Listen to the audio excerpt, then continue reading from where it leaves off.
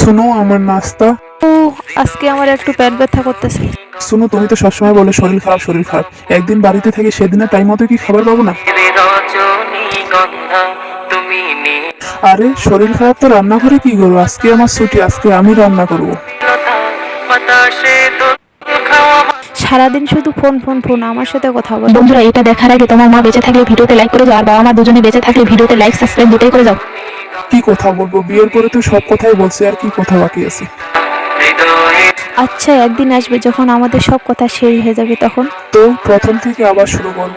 তুমিই তো বলেছিলে যখন কথা শেষ হবে তখন আবার প্রথম থেকে শুরু করবে। আরে ও তো এমনি বলছি।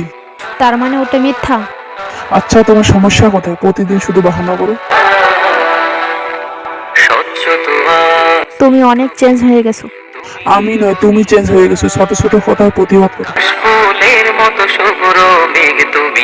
ও আমার রাগ ভাঙাতে কেন আসে না? আগে তো রাগ করলে রাগ ভাঙাতে আসলো। উফ আল্লাহ, তুমি আমার রাগ ভাঙাতে যাও না কেন? আমি তো জানি তুমি একটু পরে চলে আসবে।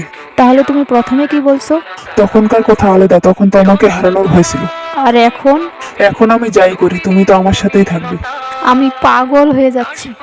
আমার না তোমাকে আর ভালো লাগে না।